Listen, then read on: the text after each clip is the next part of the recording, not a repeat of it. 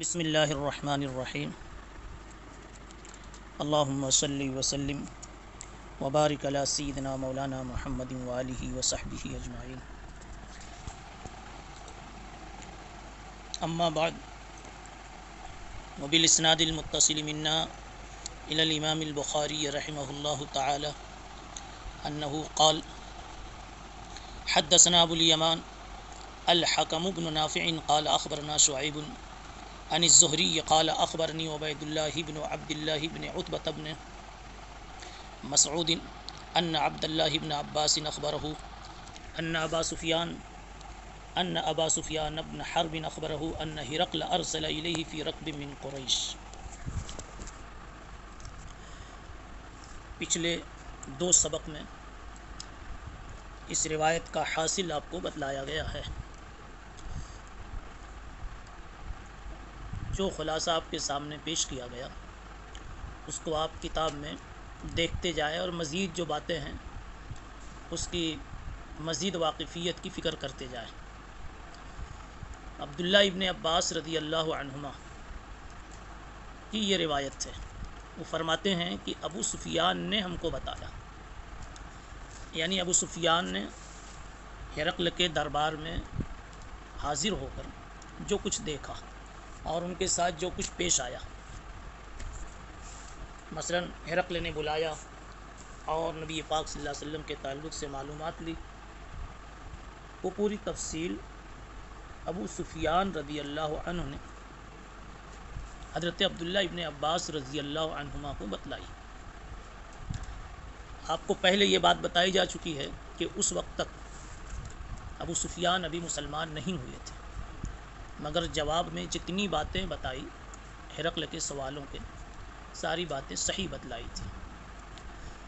ابو سفیان نے یہ بتلایا کہ ان ہرقل ارسل الیہ فی رکب من قریش، کہ ہرقل نے بلوایا ابو سفیان کو، جبکہ ابو سفیان قریش کے ایک قافلے کے ساتھ تھے، یعنی قافلہ سمیت بلوایا. کہاں بلوایا؟ جہاں قیام تھا ایلیا میں، بیت المقدس میں، تو وہاں بلوایا. کیوں بلوایا؟ اس لیے کہ خط پہنچا تھا محمد الرسول اللہ صلی اللہ علیہ وسلم کا، تو آپ کے تعلق سے کچھ معلومات لینی تھی. یہ ابو سفیان کا قافلہ کانو تجارن بالشام،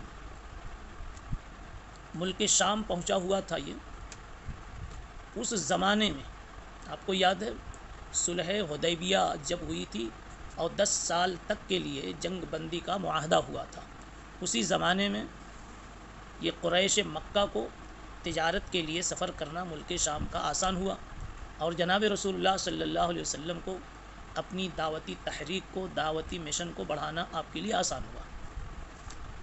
فی المدہ، اس زمانے میں جس میں کہ معاہدہ کیا تھا رسول اللہ صلی اللہ علیہ وسلم نے ابو سفیان سے اور کفار قریش سے، فَأَتَوْهُ وَهُمْ بِإِيلِيَا، تو یہ لوگ آئے، فَأَتَوْهُ وَهُمْ بِإِيلِيَا، تو یہ لوگ ہرقل کے پاس پہنچے. ہرقل اور اس کے ساتھی ایلیا میں مقیم تھے.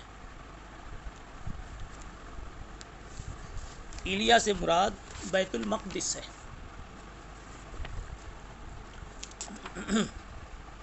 آگے فدعاہم فی مجلسہ وحولہ عظماء الروم،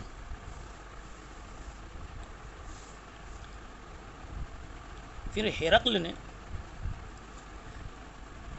ابو سفیان اور اس کی جماعت کو، ان قریشیوں کو اپنی مجلس میں بلایا، اور اس وقت اس کے ارد گرد روم کے بڑے بڑے لوگ موجود تھے، یعنی اراکین سلطنت موجود تھے. ابو سفیان کو یہاں بلایا گیا.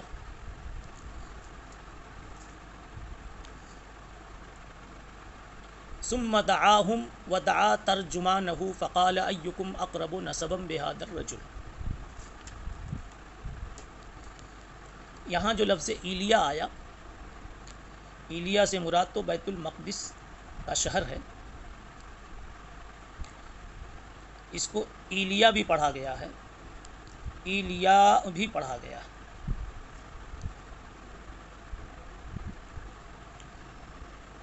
ایک لغت میں اس کو ایلا بھی پڑھا گیا ہے، اور بعض لوگ یہ کہتے ہیں کہ یہ ایل اور اللہ کا مجموعہ ہے اور بیت اللہ کے معنی میں ہے، چونکہ وہاں بیت المقدس تھا اس لیے اس جگہ کو ایلیا کہتے ہیں، یا بیت المقدس کو ایلیا کہتے ہیں۔ بہرحال ابو سفیان کو ساتھیوں سمیت وہاں بلایا، اور ہرقل نے دعا ترجمانہ، اپنے ترجمان کو بھی بلایا۔ فقال ایکم اقرب نسبا بہذا الرجل، پوچھا مکے میں وہ آدمی جس نے نبوت کا دعویٰ کیا ہے اس سے سب سے زیادہ نسب کے اعتبار سے تم میں کون قریب ہے؟ الذی یزعم انہ نبی، قال ابو سفیان فقلت انا اقربهم نسبا، ابو سفیان کہتے ہیں کہ میں نے کہا میں سب سے زیادہ نسب میں ان سے قریب ہوں۔ فقال ادنوہ منی، ہرقل نے کہا ابو سفیان کو مجھ سے قریب کرو، وقربوا اصحابہ فجعلوہم عند ظہرہ، اور اس کے ساتھیوں کو بھی قریب رکھو اور ان کو اس کی پیٹھ کے پیچھے بیٹھاؤ۔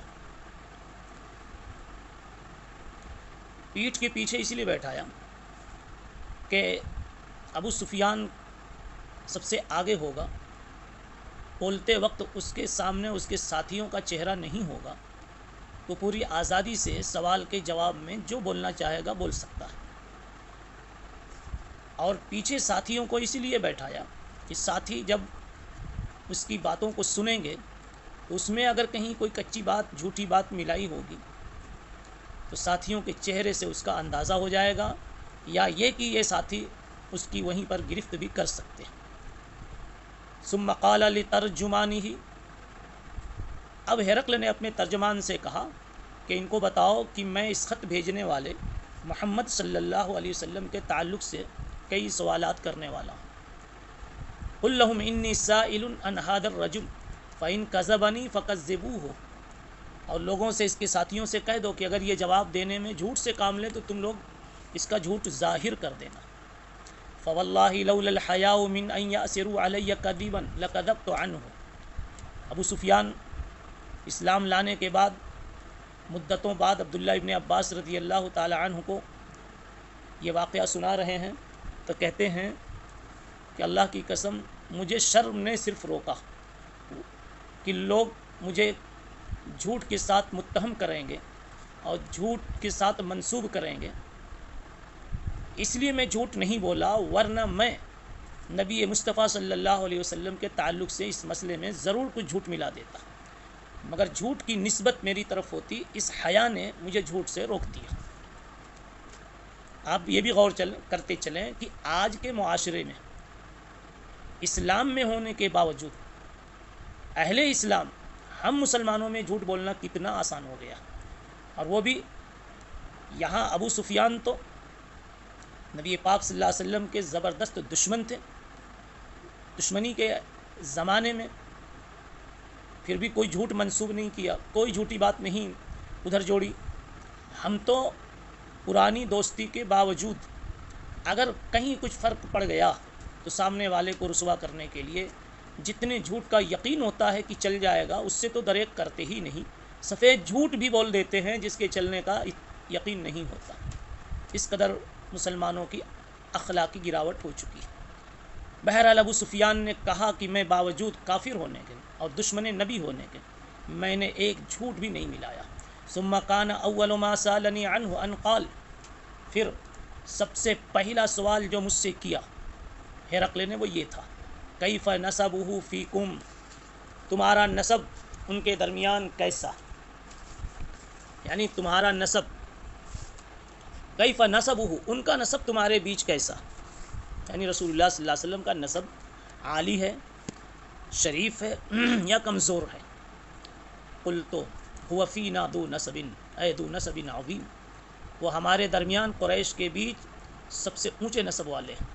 قال فهل قال هذا القول منكم احد قد قبله فقلت لا، اس نے دوسرا سوال کیا، پہلا سوال نسب کے تعلق سے، دوسرا سوال کیا کیا یہ قول اور یہ دعویٰ ان سے پہلے تم میں سے کسی نے، تمہارے خاندان میں سے، قبیلے میں سے کسی نے ایسا دعویٰ کیا تھا؟ میں نے کہا نہیں۔ 2 سوال ہو گیا۔ تیسرا سوال کرتا ہے ہرقل، قال فهل كان من آبائه من ملک، کیا اس کے باپ داداؤں میں، آباء و اجداد میں کوئی بادشاہ بھی گزرا ہے؟ میں نے کہا نہیں۔ یہ 3 سوال ہوا۔ چوتھا سوال یہ ہوا فاشراف الناس اتبعوه ام ضعفاؤهم، ہرقل پوچھتا ہے ان کو ماننے والے قوم کے با اثر لوگ ہیں یا کمزور بے وزن لوگ ہیں؟ یعنی مال کے اعتبار سے اور ظاہری جاہ و جلال کے اعتبار سے ان کے ماننے والے کمزور لوگ ہیں یا مضبوط لوگ ہیں، مال کے اعتبار سے اور ظاہری عزت و شرف کے اعتبار سے؟ ابو سفیان نے جواب میں کہا قلت بل ضعفاؤہم، ان کے ماننے والے تو اس اعتبار سے سبھی کمزور ہیں۔ قال ایزیدون ام ینقصون، ماننے والے گھٹتے ہیں کہ بڑھتے ہیں؟ میں نے کہا بل یزیدون، دن بدن بڑھ رہے ہیں۔ 5 سوال ہو گئے۔ چھٹا سوال فہل یرتد احد منہم سخطۃ لدینہ، ان کے دین میں داخل ہو کر، پھر دین سے ناراض ہو کر، دین کو ناپسند کر کے کوئی وہاں سے نکلا؟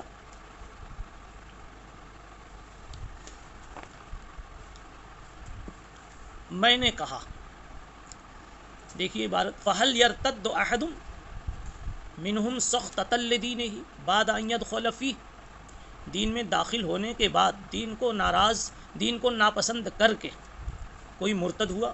میں نے کہا نہیں۔ ہرقل کی ایک ایک عبارت میں بڑے راز کی بات ہے اور بڑی جان موجود ہے۔ کیا کہا؟ ان کے مذہب میں داخل بھی ہوا۔ منافقین اگر وہ مرتد کہیں کہے جائیں، نظر آویں، دیکھے جاویں، اس سے کچھ فرق نہیں پڑتا، اس لیے کہ وہ تو اسلام میں داخل ہی نہیں ہوئے تھے۔ اور سخطۃ لدینہ، دین کو ناپسند کر کے، اس لیے کہ اکا دکا ایسا واقعہ ملتا ہے کہ اس دین میں کوئی آیا لیکن پھر دین چھوڑ کے چلا گیا۔ مثلا ابو سفیان کا ایک داماد تھا، ام حبیبہ کی پہلے وہاں شادی ہوئی تھی، تو ابو سفیان کے اس داماد نے، جس کا نام عبید اللہ ابن جحش تھا، یہ اسلام کو پہلے قبول کیا، لیکن مال وغیرہ کی لالچ میں آ کر یا کسی عشق میں مبتلا ہو کر انہیں دین اسلام چھوڑ دیا اور نصرانیت کو قبول کر لیا۔ پتہ یہ چلا کہ عبید اللہ ابن جحش دین میں آیا تو، لیکن دین کو، دین اسلام کو ناپسند کرنے کی وجہ سے نہیں چھوڑا، بلکہ اس نے اپنے ذاتی مفاد، ذاتی غرض کی وجہ سے چھوڑا تھا۔ تو ابو سفیان کہتے ہیں میں نے کہا ایسا تو اب تک کوئی قضیہ سننے میں نہیں آیا۔ سوال یہ ہے کہ یہ عبید اللہ ابن جحش کا واقعہ ابو سفیان نے کیوں نہیں اس کو پیش کر دیا؟ ممکن ہے عبید اللہ ابن جحش کا قضیہ اس وقت یاد نہ رہا ہو۔ دوسری بات یہ کہ یاد رہا ہو لیکن وہ جانتا تھا کہ ہرقل نے جو سوال کیا سخطۃ لدینہ، یہ عبید اللہ ابن جحش دین کو چھوڑ کے جو باہر آیا اور نصرانیت اس نے قبول کی، تو دین کو ناپسند نہیں کیا تھا، ہاں نصرانیت میں اس کا مفاد سامنے تھا، اس لیے وہ چلا گیا تھا۔ اگر اس وقت عبید اللہ ابن جحش کا ابو سفیان نام لیتے تو خلاف واقع تھا، یہ جھوٹ ہو جاتا۔ اس لیے ابو سفیان کہتے ہیں کہ میں نے کہا قلت لا، قال فهل كنتم تتهمونه بالكذب، پھر سوال کیا کہ کیا تم نے کبھی ان پر جھوٹ کی کوئی تہمت باندھی ہے؟ اس سے پہلے کبھی کسی مسئلے میں جھوٹ ان کا پکڑا؟ میں نے کہا نہیں۔ قال فهل يقدر، یہ 8واں سوال ہے، جھوٹ والا 7واں تھا، یا 8واں سوال، کیا کبھی اس نے کوئی وعدہ اور معاہدہ کر کے غدر کیا ہے؟ اس نے کوئی غدر کیا کبھی؟ تو بتلایا اب تک تو کبھی ایسا نہیں ہوا، ہاں وَنَحْنُ مِنْهُ فِي مُدَّةٍ لَا نَدْرِي مَا هُوَ فَاعِلٌ فِيهَا، ابھی ایک وعدے میں ہم چل رہے ہیں، یہ صلح حدیبیہ والا معاہدہ چل رہا تھا، ہم چل رہے ہیں، لا ندری ما هو فاعل فیہا، ہمیں پتہ نہیں کہ وہ اس میں کیا کرنے والے ہیں۔ اب یہاں پر ابو سفیان کہتے ہیں کہ اتنے کے علاوہ کچھ اور بولنے کی میری غیرت نے مجھے اجازت نہیں دی کہ میں کچھ جھوٹ ملا دوں۔ پھر ابو سفیان سے اگلے بھی 2 سوالات کیے۔ اب اس کو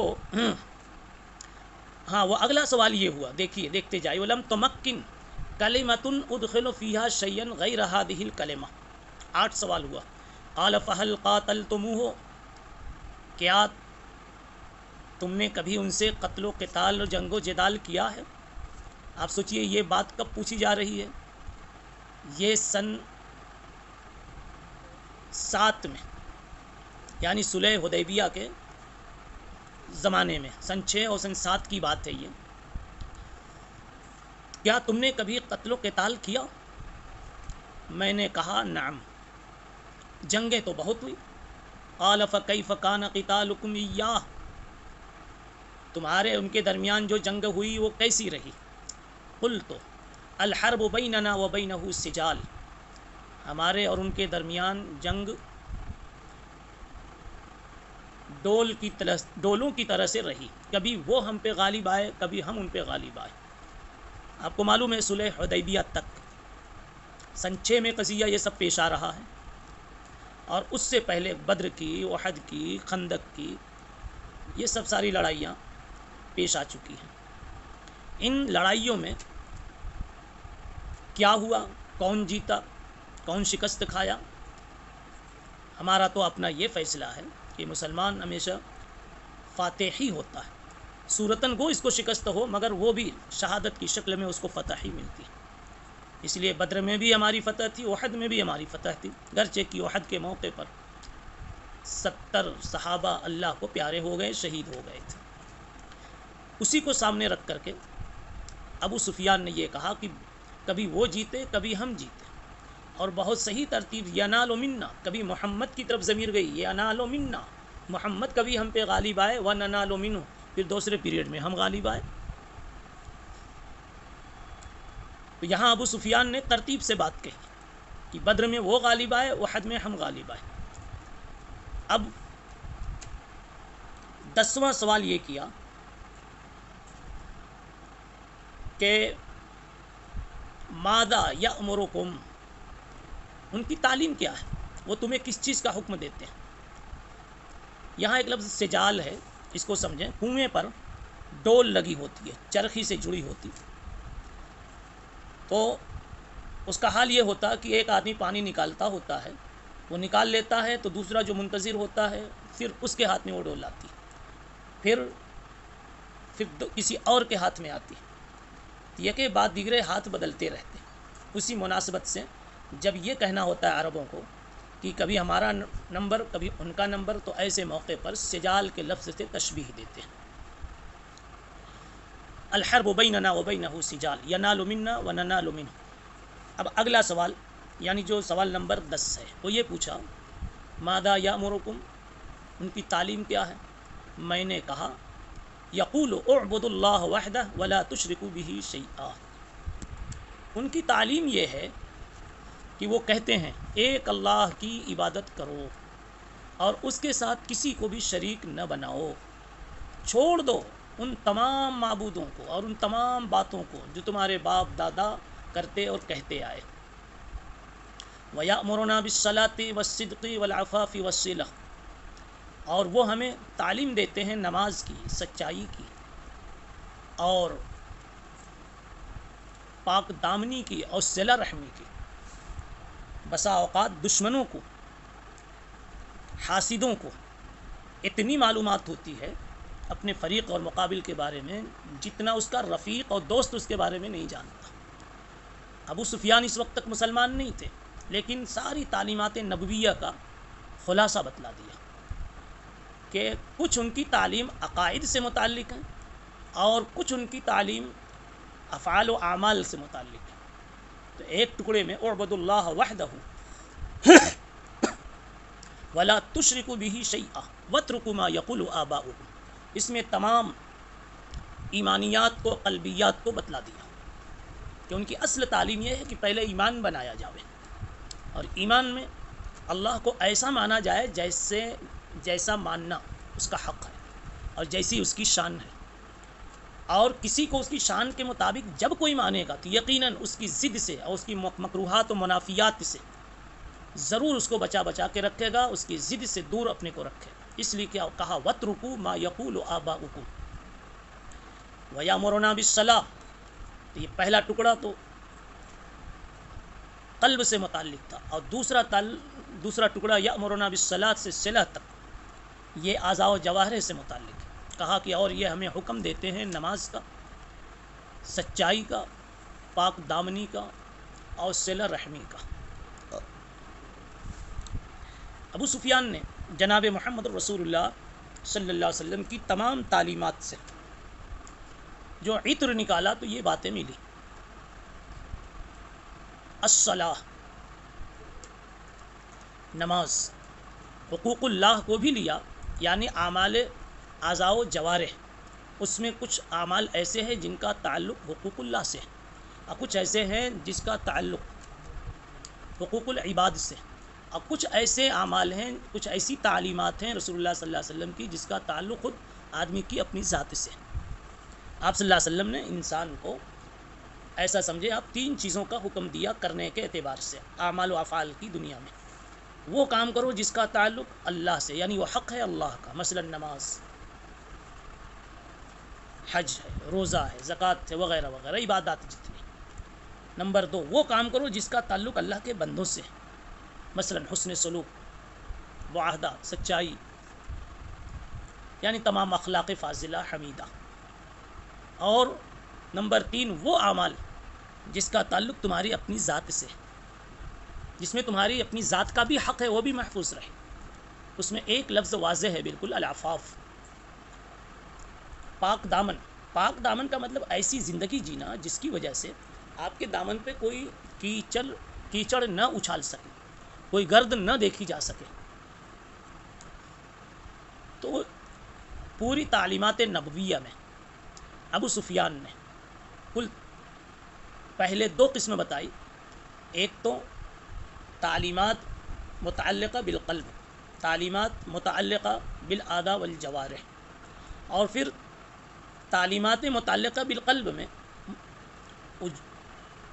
ایجابی اور سلبی، یہ کرنے کے کام ہے کہ ایک اللہ ہی کی عبادت کرو، اسی کو ہی مانو، یہ ایجابی پہلو ہے۔ وَاتْرُكُوا، چھوڑ دو دوسرے معبودوں کو، 360 کو، یہ سلبی، یہ اس کا سلبی پہلو ہے۔ اور شے کی تکمیل ایسے ہی ہوتی ہے، ایک طرف تخلیہ ہو، ایک طرف تحلیہ ہو، لا الہ الا اللہ کا بھی حاصل یہی ہے کہ سب کو چھوڑ دو اور ایک جس کو ماننا ہے اسی کو مان کر دکھا دو۔ اور اعمال متعلقہ بالجوارح، ان میں پھر 3 قسمیں بتلا دی۔ وہ اعمال جس کا تعلق حقوق اللہ سے، نمبر 2 جس کا تعلق حقوق العباد سے، نمبر 3 جس کا تعلق خود اس کی اپنی ذات سے۔ اب ہرقل کا سوال پورا ہو گیا، 10 سوالات اس نے کیے۔ ہرقل کو یہ بات، یعنی اس کے جوابات بڑے اچھے لگے۔ ہرقل نے آگے کیا ان جوابات پر اپنا تبصرہ کیا وہ اب آ رہا ہے۔ ہرقل نے ہر سوال کے جواب کو دہرا کر یہ کہا کہ ابو سفیان، میں نے یہ پوچھا تو تم نے یہ جواب دیا، اور یہ جو اس محمد عربی صلی اللہ علیہ وسلم کے تعلق سے تم نے جواب دیا، یہ نبوت کی علامت ہے۔ یہ جو تم نے کہا یہ بھی نبوت کی علامت، یہ جو تم نے کہا یہ بھی نبوت کی علامت، یعنی 10 باتیں تم نے نبوت کی علامتوں کی بتلا دی۔ اور ہرقل چونکہ پڑھا ہوا آدمی تھا، پچھلی کتابوں، آسمانی کتابوں کا عالم بھی تھا، اس وجہ سے اس نے ہر بات میں بات کی روح کو سمجھا، اس سے کیا نتیجہ نکل رہا ہے اور کون سا فیصلہ اور رزلٹ ہمیں مل رہا ہے۔ اب آگے دیکھیے، فقال للترجمان قل لہ، ہرقل نے کہا اپنے ترجمان سے، ترجمان بھی پڑھ سکتے ہیں، ترجمان بھی پڑھ سکتے ہیں، 2 کے درمیان زبان کی تبدیلی کر کے ایک دوسرے کو اس کا ترجمہ کرنے والا جو ہوتا ہے، بتانے والا، اسے ترجمان کہتے ہیں۔ پس کہا ترجمان سے قل لہ سألتک عن نسبہ، ابو سفیان کو بتاؤ میری یہ بات کہ میں نے تم سے سوال کیا تھا ان کے نسب کے بارے میں، فذکرت انہ فیکم ذو نسب، تو تم نے بتایا کہ ان کا نسب بہت ہی اعلیٰ ہے۔ اب اپنا تبصرہ کر رہا ہے، کہتا ہے وَكَذَلِكَ الرُّسُلُ تُبْعَثُ فِي نَسَبِ قَوْمِهَا، کہ یاد رکھو سارے انبیاء کے تعلق سے اور رسولوں کے تعلق سے اللہ کا یہی نظام رہا ہے کہ انبیاء اور رسول کا انتخاب اللہ تعالیٰ اعلیٰ نسب والے خاندان سے ہی کرتا ہے۔ ہر رسول جو بھیجا گیا اپنی قوم کے اعلیٰ نسب والا تھا۔ دوسرا سوال میں نے کیا تھا وَسَأَلْتُكَ هَلْ قَالَ أَحَدٌ مِّنْكُمْ هَذَا الْقَوْلَ، کہ تمہارے خاندان اور قبیلے میں سے کسی نے یہ دعویٰ ان سے پہلے کیا تھا؟ فذکرت اللہ، تو تم نے بتلایا کہ ایسا اب تک نہیں ہوا، تو میں نے فیصلہ لے لیا۔ قلت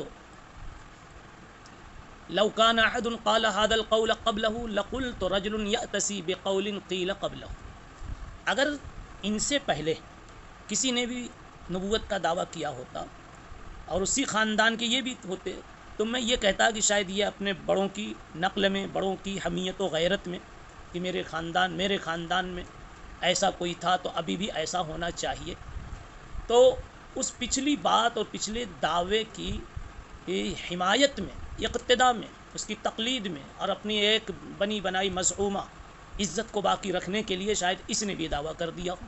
یہ ایک وہم ہوتا اگر اس سے پہلے کوئی ان کے خاندان میں اس قسم کا دعویٰ کیے ہوتا، مگر تم نے کہا اے ابو سفیان کہ کسی نے ایسا دعویٰ نہیں کیا، ایسی کوئی بات نہیں کی، تو اس سے میں نے عرض کیا کہ اس آدمی کے اس دعوی نبوت میں، ادعائے نبوت میں صدق ہے، اس قسم کی کوئی قبائلی سوچ اس میں شامل نہیں ہے۔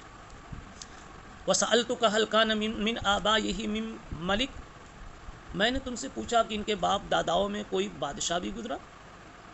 تم نے کہا نہیں۔